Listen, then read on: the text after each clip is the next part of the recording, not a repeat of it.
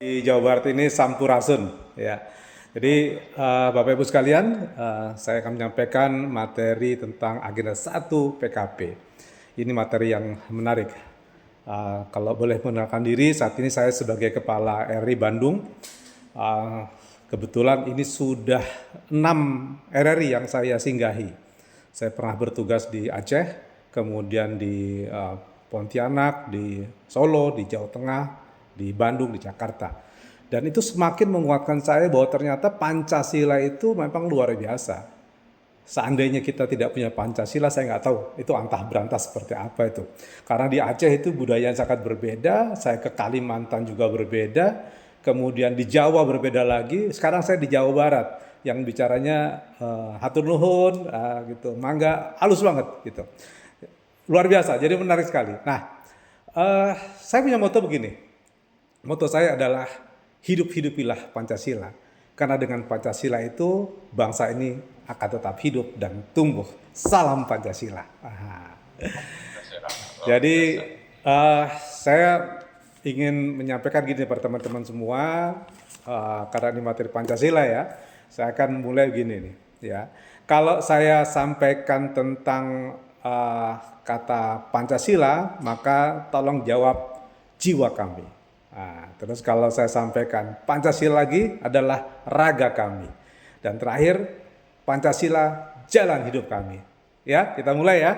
Nah, ini kita semangat terus Pancasila nih ya. Siap Bu Islah? Ya, siap boleh. Pertama Pancasila, jawabannya itu adalah jiwa kami. Jiwa. Kemudian yang kedua Pancasila, raga kami.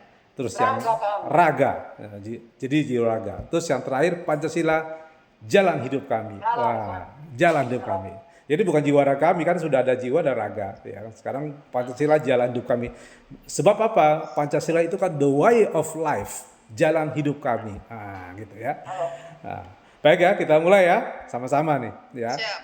Pancasila. Raga kami, Pak. Jiwa dulu, Pak.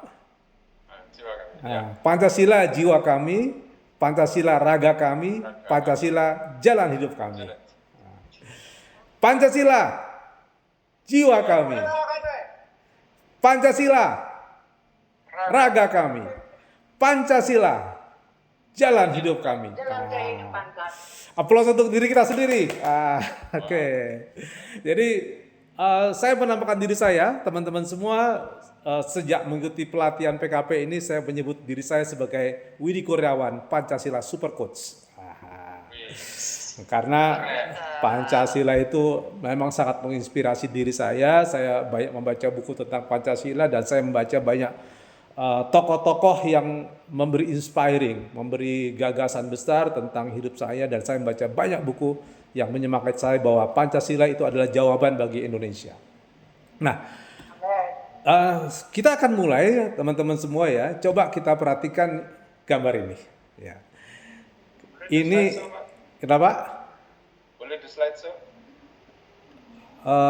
Nggak muncul Pak ya? Yang kanan. Slide Pak. Slide show. Yang kanan bawah itu ada gambar gelas. Itu diklik. Oh ya, siap. Yes. Ya, siap. Nah, keren kan? Ya, siap. Nah, ini gambarnya Pak Widi nih ya. nah, saya ingin dapat masukan dari teman-teman semua nih. Kira-kira ini Pak Presiden kita, ya. Kenapa saya bikin Pak Presiden depannya? Karena kan beliau adalah kepala negara dan kepala pemerintahan yang mewakili bangsa Indonesia. Kira-kira, ya, apa yang sedang direnungkan oleh Pak Presiden kita? Ya. Bu Nur Islah barangkali? Undang-Undang Nomor 20 2023. Udah, wah berat kali. Pak Mario, apa yang dipikirkan oleh Pak Presiden kira-kira Pak Mario? Mana yang mau dipecat Pak? Wah, ngeri kali. Kalau saya, Pak Mario silakan. Beliau lagi merancang nih Pak, lagi merancang sesuatu ini. Merancang sesuatu ya. Coba kita perhatikan gambarnya nih. Jadi Pak Presiden Saya boleh bilang, mau diajak kemana mereka? mau diajak kemana mereka? Saya izin bisa memberi memberikan pendapat Bapak aja. Silakan Bu Nurislah. Kalau saya berpikir ini sepakat dengan Bapak Yatno tadi bahwa ini dibawa kemana, karena masih rancuh juga di dalam masyarakat. Ini ASN udah jelas, tapi P3K ini mau jadi apa ini mereka ini, seperti itu. Demikian, terima kasih. Iya, coba kita perhatikan yang merah-merah. Ya, ada yang merah-merah di saku para ASN dan di saku para P3K dan juga di tangannya kita lihat. Apa kira-kira yang dipegang itu? Siapa Mani? Kartu merah, Pak.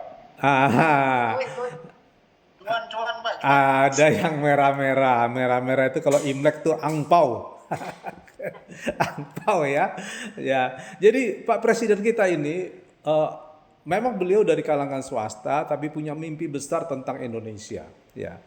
Beliau sangat getol tentang bagaimana mengentaskan kemiskinan, meningkatkan investasi, mempercepat prioritas aktual kerja-kerja di pemerintahan presiden. Kemudian beliau juga ingin agar semua pemerintahan kita, semua birokrasi kita itu berbasis digital. Maka itu di pemerintahan kita juga sedang digenjot ini sekarang, everything is about digital ya. Jadi semua berbasis elektronik. Nah, tapi Pak Presiden ini sedang galau beliau tuh memandang ASN kita. Seperti apa sih pandangan Pak Presiden itu tentang ASN? Kita coba akan simak video berikut ini ya.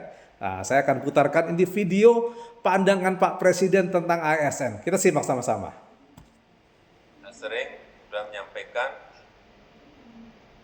ke Menpan RB harus ada tolok ukur yang jelas, harus ada reward yang jelas, orientasi, jangan sampai kerja sampai tengah malam. Saya lihat, pernah saya ke daerah, saya lihat kok kepala sekolah dan guru kerja sampai malam-malam, urusan apa saja. SPJ. Saya sering sudah menyampaikan menghadapi disrupsi teknologi yang sangat pesat. Pemerintah membutuhkan para pembelajar muda yang terampil dari berbagai disiplin ilmu untuk mendukung pelayanan publik berbasis digital, efisiensi birokrasi, dan mendorong peningkatan kinerja serta akuntabilitas pemerintah. Saya sering sudah menyampaikan. Jadi ada dua video yang saya sampaikan untuk menggambarkan tadi kegalauan sedikit Pak Presiden kita. Di gambar yang pertama, di cerita yang pertama, Pak Presiden menyampaikan kegalauannya tentang ASN. Ini bajunya beliau sengaja pakai baju korpri, coba bayangkan ya. Sengaja pakai baju korpri dan di hadapan para ASN, para tokoh-tokoh korpri. Apa yang ada dalam benak beliau? Karena beliau tidak saja berpikir, tapi juga menemukan fakta di lapangan. Ternyata kita, ASN ini memiliki tantangan besar. Di dalam kepala negara, benak beliau, kita ini ternyata yang dipikir adalah SPJ. Jujur nih Bapak Ibu sekalian ya. Kalau kita pikir, kalau kita keluar ya, kita jalan-jalan, kita dapat tugas, yang pasti tanyakan SPJ-nya ada nggak? Gitu kan. Nah itu kan fakta kita ya. Malah ada kawan saya bangga begini, dia bilang, saya gaji nggak pernah diambil, tunjangan kinerja saya nggak pernah diambil, saya nggak pernah tahu. Loh hebat kali, iya. Seminggu sekali atau seminggu 2 kali saya pasti dapat tugas luar. Waduh dahsyat. Jadi hidupnya dari SPJ. Ini ada dalam benak presiden. Tapi saya akan putarkan sedikit lagi ya, saya ulang lagi ya. Kita melihat apa yang disampaikan oleh Pak Presiden tadi yang ada di gambar tentang harapan presiden. Pak Presiden itu berpikir beliau tentang P3K dan ASN dan PNS. Karena kan sekarang PNS, P3K menjadi satu yang jadi ASN. Yang ada dalam benak beliau adalah idealnya para pejabat kita, baik pejabat fungsional maupun pejabat struktural maupun jabatan fungsional umum itu harus maju, tidak boleh kalah dari negara lain. Karena itu salah satu kuncinya beliau adalah digitalisasi. Sebentar lagi pemerintah akan merekrut lagi PNS baru yang melek digital. Dan ini memang luar biasa kalau menurut saya, Kami di tempat kami itu banyak PNS baru yang ternyata bernas-bernas, pikirnya dahsyat. Ya. Jadi saya berharap semua bahwa bangsa ini akan maju dengan PNS yang kuat semua. Nah, dasarnya apa? Pancasila. Nah, Bapak Ibu semua, karena kita bicara Pancasila, saya akan coba cek pemahaman kita soal Pancasila dulu. Itu kan harapan Presiden ya. Nah, sekarang bagaimana pandangan kita soal Pancasila? Ini saatnya kita kuis ya. Ada 4 gambar, ada 4 gambar ini ya.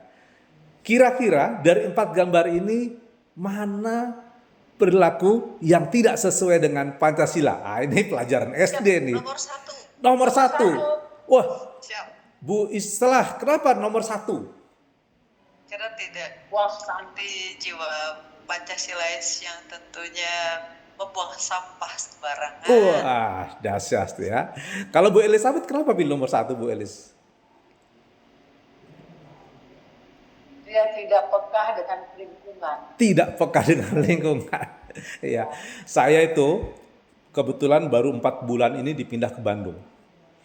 Nah, sebelumnya saya tugas di Pontianak. Ketika datang ke Bandung, saya putar-putar kota. Kemudian saya bilang begini sama kepala dinas Kominfo-nya, saya bilang begini. Bandung payah, saya bilang. Loh, kenapa payah Pak? Nggak keren, kalah sama Pontianak. Loh, kenapa kalah Pontianak? Pontianak itu rapi Pak, bersih. Masa di Bandung depan kantor itu orang jualan banyak kaki lima, nggak bisa ngurusin jalan Cicadas. Payah saya bilang. Itu depan kantornya Pak B. Mahmudin. Kebetulan RRI itu dekat dengan Gazebo. Depannya itu pagi-pagi orang jual kaki lima Pak. Masa nggak bisa ngurusin, saya bilang. Coba kalau kita bangsa yang beradab, wah udah ngomong gitu kan, Pancasilais kan. Coba. Nah, ternyata sampah di mana-mana. Depan RRI itu setiap malam itu ada 60 orang jual cuanki. Tiap pagi itu kasihan saya lihat. Kalau mereka tuh petugas kebersihan harus menyapu. Jadi di mana letak jiwa Pancasila kita? Jadi sepakat ya nomor 1 ya. Nah, nomor 1 saya kasih nilai 102. Kok 102? 100 ya, karena jauh 2 orang ya. Oke. Baik, terima kasih. Nah, ini adalah kuis kita. Kita akan memulai pembelajaran kita pada pagi ini. Saatnya kita belajar tentang Pancasila, kepemimpinan Pancasila dan bela negara. Ini jangan lupa, belajar itu ya mesti pakai buku. Oke, ada 4 agenda yang kita bicarakan. Yakni pertama adalah agenda kepemimpinan Pancasila dan bela negara. Kemudian kalau di PKP ini kan ada agenda kepemimpinan pelayanan. Kemudian agenda 3 pengendalian pekerjaan. Agenda 4 aktualisasi kepemimpinan pelayanan. Nah, kita kali ini akan bicara tentang agenda 1, kepemimpinan Pancasila dan bela negara. Jadi kita harus mention ya, make it underline kepemimpinan Pancasila dan bela negara. Jadi kepemimpinan yang Pancasilais dan bela negara seperti apa sesungguhnya yang diperlukan oleh bangsa ini kepada kita, aparatur sipil negara. Apakah kita mesti angkat senjata, ataukah kita ikut berperang, atau seperti apa? Nah, kalau kita lihat di mana posisi agenda 1 ini. Agenda 1, kenapa dia disebut sebagai agenda 1? Karena dia sebagai starting point, ya, sebagai awal kepemimpinan Pancasila. Materi agenda 2, agenda 3, bahkan agenda 4 itu akan menjadi bagian yang kuat, akan bagus ketika kita memahami dulu kepemimpinan Pancasila. Kalau dalam pelatihan terdahulu disebut self mastery, misalnya kita mempelajari dulu, kita elaborasi dulu bagaimana pemahaman kita tentang bangsa ini, tentang negara ini. Itulah yang kita akan pahami di sini, kepemimpinan Pancasila. Jadi teman-teman semua, gagal kalau saya tidak mampu membuat teman-teman tidak paham dan kemudian tidak mengaktualisasikan diri. Sepakat ya? Jadi selesai pelajaran ini, selesai materi ini, Anda harus menjadi ASN yang Pancasilais. Deal ya? Deal ya? Sepakat ya? Deal. Oke. Harus deal semua. Merdeka. Oke. Saya akan menyampaikan deskripsi sedikit. Agenda ini membekali peserta dengan pemahaman Pancasila dan wawasan kebangsaan melalui pemaknaan terhadap nilai dan konsepsi bela negara, moral dan etika. Jadi katanya adalah bela negara, moral dan etika dalam penguatan kedisiplinan dan kapasitas kepemimpinan negara dengan memperhatikan kearifan lokal. Nah, yang tadi saya cerita ya, bahwa saya pernah di Aceh, di Papua, di Kalimantan, bahkan juga kalau tugas lain pernah di Papua sampai ke Tual. Saya juga pernah tugas di Entikong. perbatasan Indonesia-Malaysia, wah yang luar biasa itu, ya, kita akan mendapatkan kearifan lokal di sana. Nah, untuk apa? Sehingga kita memiliki kemampuan untuk menunjukkan kepemimpinan Pancasila dan bela negara, mengendalikan pelayanan publik sebagai bagian dari bela negara. Nah, ini overview sedikit tentang pentingnya agenda ini. Apa hasil belajar yang akan kita dapat, yang Bapak Ibu akan dapat setelah saya mendrive, memberikan delivery pelatihan ini adalah bahwa setelah mengikuti pembelajaran ini, peserta diharapkan mampu memahami etika dan integritas kepemimpinan Pancasila dan bela negara kepemimpinan Pancasila, serta implementasi dalam melaksanakan tugasnya. Jadi kalau bahasa Inggrisnya begini, kalau kita ikut TOT di luar biasanya adalah at the end of the session, the participant be able to, gitu. Jadi ini adalah bedanya antara pelatihan dengan pengajaran biasa. Jadi kalau pelajaran di sekolah itu goalnya ya udah yang penting kamu paham, mengerti seperti itu kan. Tetapi karena ini pelatihan, goalnya adalah at the end of the session. Jadi pada bagian akhir dari pelatihan ini, at the end of the session, the participant be able to. Jadi Anda semua, the participant be able to. Be able apa? Be able untuk memahami etika dan integritas kepemimpinan Pancasila dan bela negara kepemimpinan Pancasila. Serta, nah ini yang penting nih, implementasi dalam melaksanakan tugas jabatannya. Harus semakin real. Oke.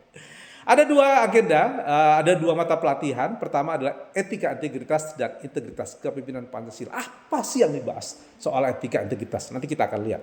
Kedua, kita akan juga bicara soal bela negara kepemimpinan Pancasila. Siapa yang ngurusin bela negara ini? Apakah teman-temannya Mbak Islah, Pak Zainuddin, atau teman-temannya Pak Mario yang ngurusin, atau ada yang lain, atau Bu Dokter? Ya, jangan-jangan tadi Bu Dokter mengatakan bahwa dokter juga banyak yang wafat dalam COVID. Ya, siapa sesungguhnya garda terdepan bela negara kita? Nah, kalau kita lihat pertama agenda 1 ini di mata pelatihannya adalah etika dan integritas kepemimpinan Pancasila. Kita akan bicara ya, kalau Bapak Ibu semua paham etika dan integritas kepemimpinan Pancasila. Apa sih etika? Apa itu integritas? Seorang pakar bahkan mengatakan gini, kalau ditanya ya, ada etika, ada akuntabilitas, ada integritas. Mana yang lebih penting? Apakah etika, apakah akuntabilitas, apakah integritas? Ternyata tiga-tiganya itu penting. Etika itu kan panduan moral. Akuntabilitas itu transparan. Orang ngerti kebijakan apa yang kita lakukan, dasarnya apa, transparan. Integritas itu adalah diri kita. Ya, seseorang yang tidak mudah dipengaruhi. Tapi kalau ditanya, antara akuntabilitas dengan integritas, mana yang lebih penting? Kata para pakar disebutkan, integritas jauh lebih penting.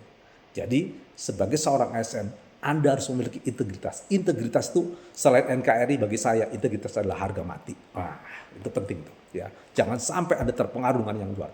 Itulah integritas kepemimpinan Pancasila. Kedua apa? Kita akan belajar bela negara dalam kilasan sejarah kemerdekaan. Kalau Anda tahu, ya, dalam kilasan sejarah ASN itu kan dulunya Amtenar ya. Ada sekolah yang namanya Osvia. Ya. Kalau Anda tahu juga bahwa yang bisa sekolah Osvia itu hanya para nih ya. Selain orang keturunan Belanda juga adalah keturunan bangsawan. Nah, karena keturunan bangsawan ini digunakan oleh Belanda ya sebagai apa? Kepanjangan tangan mereka. Justru sekolah Amtenar itu adalah kepanjangan tangan untuk apa? Untuk menindas rakyat Indonesia juga pada saat itu. Jadi yang namanya Amtenar itu jiwanya feodal. Nah, kita harus berubah itu semua. Nah, dalam kilas sejarah kita memang ada tokoh-tokoh juga yang hebat. Misalnya Muhammad Mangundiprojo, itu dari Lampung tuh. Dia resident di Lampung.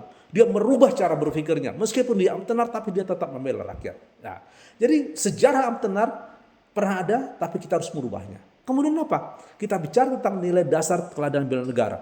Banyak tokoh-tokoh yang hebat bela negara. Saya suka sekali dengan Bung Karno. Bung Karno itu ya suatu saat bilang begini ya. Ini Bung Karno ya. Ini Bung Karno ya Pak? 3 menit lagi. Oh 3 menit siapa? Ya ini tentang kepentingan kita. Kemudian tujuan visa kita dan etika dan integritas kita. Dan terakhir adalah penerapan etika jabatan pemerintahan dan integritas dalam pengendalian pelayanan publik. Lalu yang kedua adalah bela negara. Apa sih maksud dengan persepsi, preferensi, aspirasi, penerapan, dan penggunaan? Aspirasi itu, jadi semua harapan publik, harapan rakyat Indonesia itu semua sudah ada di dalam Pancasila.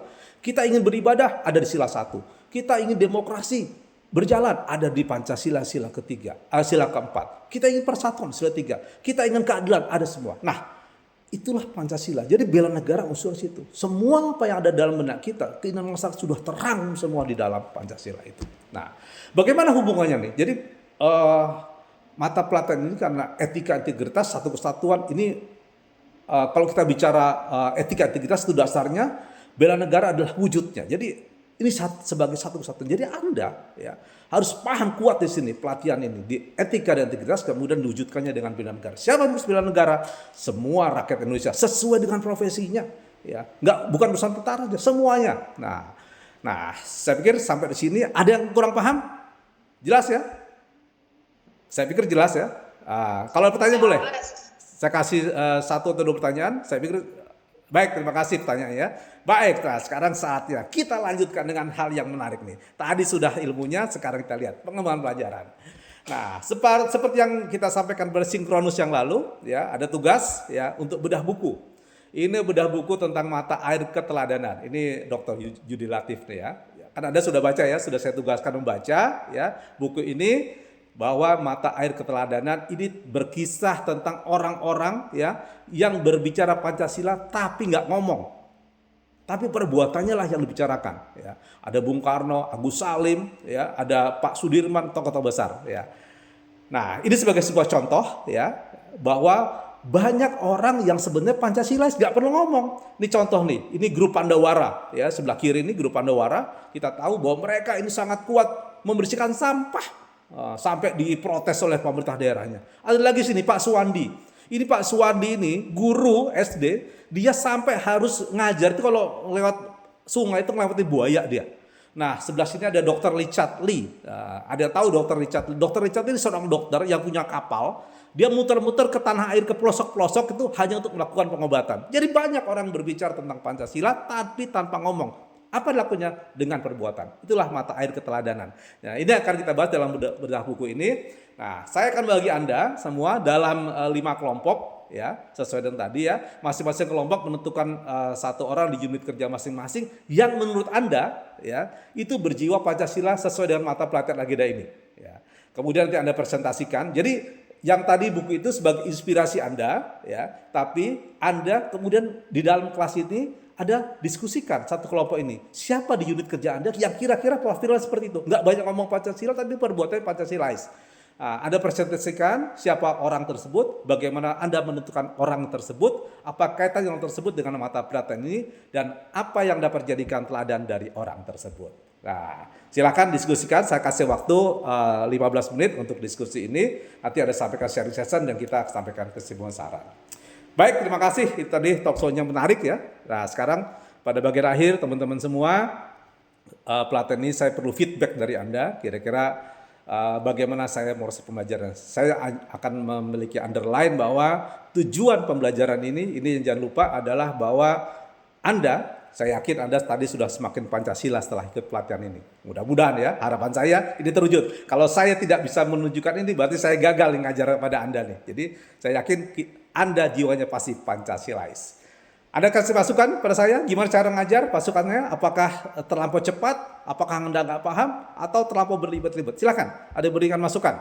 Ya, 1 orang, 2 orang? Luar biasa. Luar biasa. Ya, alhamdulillah, saya luar biasa dan kebetulan juga dulu biasa di luar. Terima kasih, boleh masukannya ya. Mohon maaf kalau ada kurangnya. Saya Widi Kurniawan selalu ingin ceria dan selalu ingin menjadi orang Pancasilais. Salam semuanya, hidup-hidupilah Pancasila karena dengan Pancasila bangsa ini tetap hidup dan tumbuh. Atur nuhun sampurasun. Assalamualaikum warahmatullahi wabarakatuh. Salam Pancasila. Terima kasih. Ada yang kurang Pak? Waktunya kurang. Oh, siap. Siap. Kapunten Pak. Enggak apa-apa. Udah lewat 2 menit. Ya. Oke, Pak Widi, luar biasa. Pasti di belakang kita ternyata masih 3 orang ya. Siapa yang berikutnya? Saya. Oke, boleh sampai duduk. Ya. 10 menit cukup, Bu? Mudah-mudahan. Mudah-mudahan. Oke. Ya, maksimal 15 lah. Oke, akan? Ini Pak Widi, boleh ditutup? Nah, lupa Pak Widi. Ya, siap. Oke, silakan Bu.